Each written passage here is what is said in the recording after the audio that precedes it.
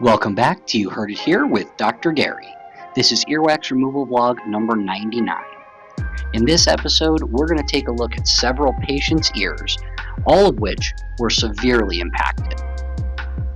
One of the major complaints I get on this channel is that I, A, don't show what comes out of the patient's ear after I'm all done, or B, I don't show actual irrigation of the patient's ear. I use a little video of the ocean.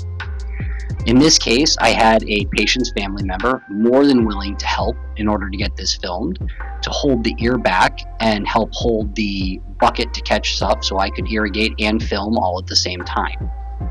This patient was a trooper, and they do love irrigation rather than the curette and microsuction. They've had all three methods of earwax removal done. This is a patient who's here quite routinely. I would say once every 4 to 6 months at a maximum.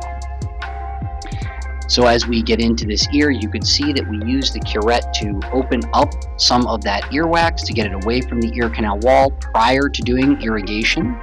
Again, irrigation, as long as you're using clean water and the eardrum is intact and the ear canal itself is not surgically altered, is not going to hurt a patient. We don't want to let water sit in the ear canal for too long. We don't want to keep it in there. However, just irrigation like this is safe. So we're going to go ahead and re-irrigate. You can see that the water coming out of the patient's ear is actually discolored from that wax.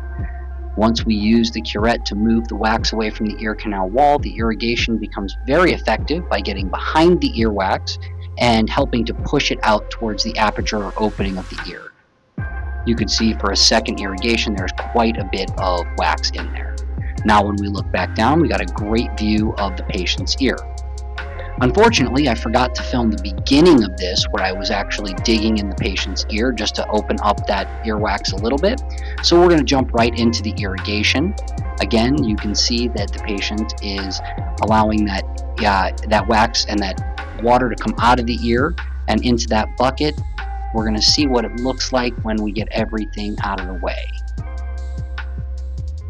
If you like these wax removal videos, please take a moment to like and subscribe. It really does help with the YouTube algorithm. Okay, now you may have noticed in that water, you almost saw a little bit of an oily substance.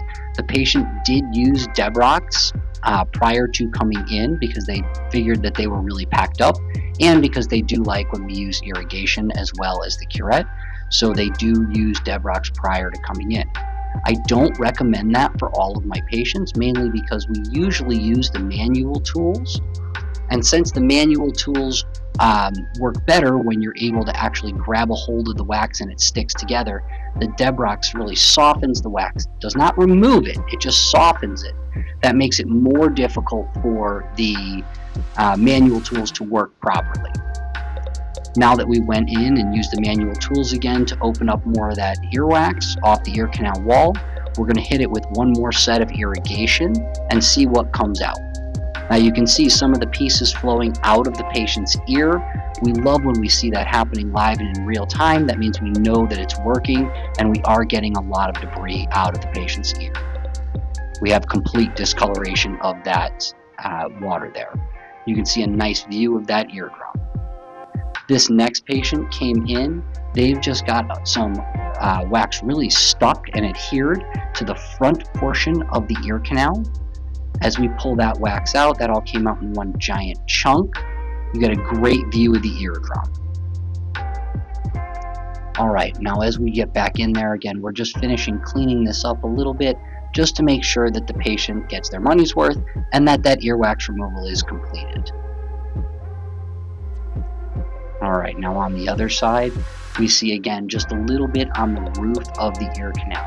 So our first patient, everything was absolutely jammed in there. With our second patient, much less of an impaction and more of just a inconvenience.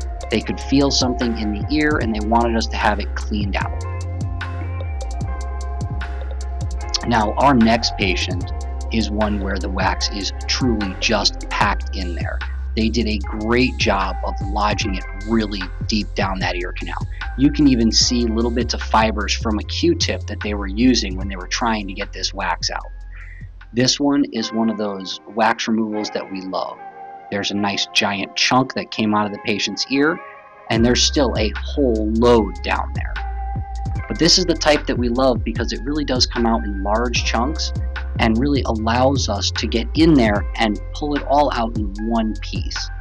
That's very satisfying, especially when we're able to get it done like this. You can see now we've got it off the ear canal wall.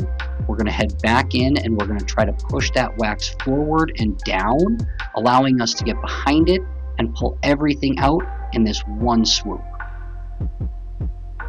Alright, and as we look back in there, you get a great view of the ear canal. This has been Earwax Removal Vlog number 99. Thank you for watching, and I look forward to seeing you in our next video.